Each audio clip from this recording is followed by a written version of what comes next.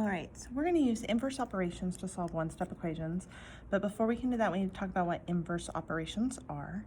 An inverse operation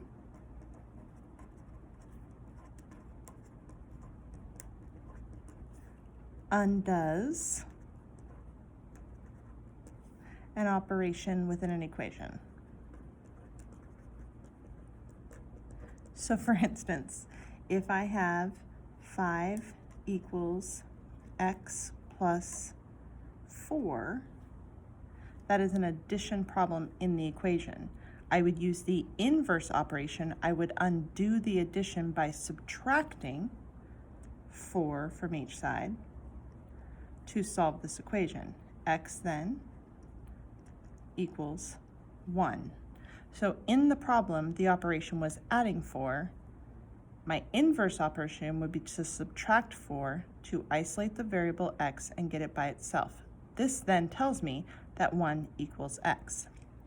I can go back and check my work by taking this upper equation, 5 equals x plus 4. But instead of putting x in, I know what x is now, so I put in the 1. And then I check my work. 5 does then equal 1 plus 4, which is 5. So yes, x has to be 1. Now I can do this with a different operation.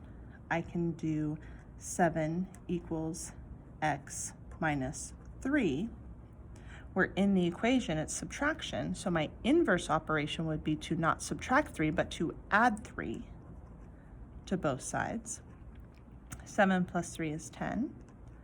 X is still there because subtract 3 plus 3 would be 0, so it leaves me with x. I've isolated the variable. Now I can go back and check to see if x really is 10 by rewriting the equation above. 7 equals x minus 3, but instead of x, I can use what I think is 10. And then 7 is still on the left side of the equation, and 10 minus 3 is 7 on the right side. Since those equal each other, x has to be 10. So why don't you try these two problems? First, there's an addition.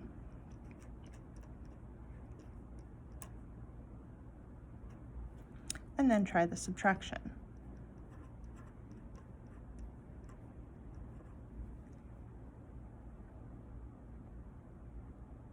Go ahead and pause it. Work out the problem.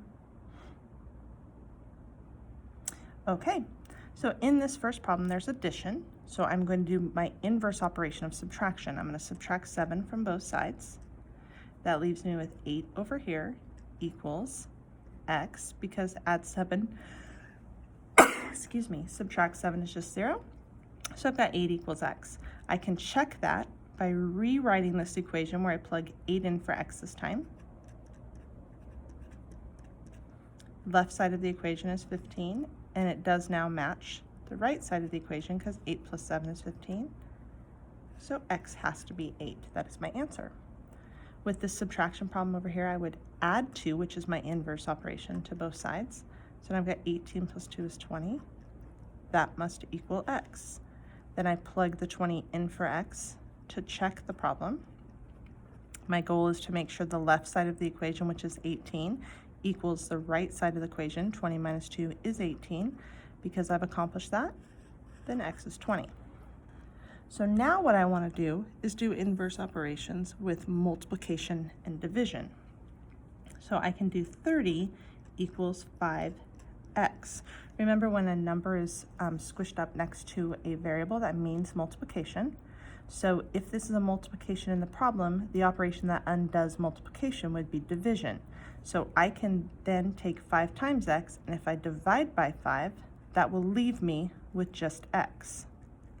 But I have to divide by 5 both sides. 30 divided by 5 is 6. So to check and see if that works, I would rewrite this equation. 30 equals 5 times x, which we now believe is 6. 30 is still my left side of the equation. 5 times 6 is 30. So since my left matches my right side of my equation, 6 has to be my answer for x. Then here, let's try a division problem now. Let's go 45. Let's do another multiplication problem. 45 equals 9x. Again, it's a multiplication problem, so I need to divide by 9 both sides to get rid of the multiplication. 45 divided by 9 is 5. 9 divided by 9 is 1, leaving me with x.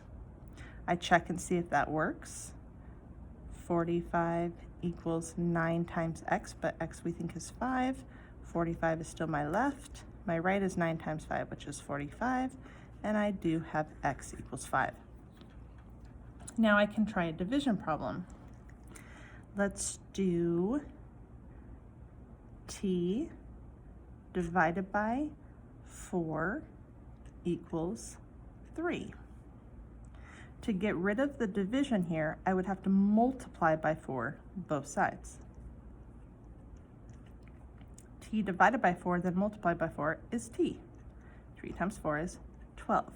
Now I can plug it in to check. 12 divided by 4 equals 3. 12 divided by 4 is 3. That does equal the right side of the equation, so t has to be 12. Let me try another one. Let's try b divided by 11 equals 3. We have a division problem here. My inverse operation would be to multiply by 11. b divided by 11 multiplied by 11 is b. 3 times 11 then is 33. I check and see if the 33 is correct by plugging it in for b. 33 divided by 11 equals 3. 33 divided by 11 on the left side, that is 3. That does equal my right side, which is 3. So b being 33 is my only answer. That is how you can solve one-step equations using inverse operations.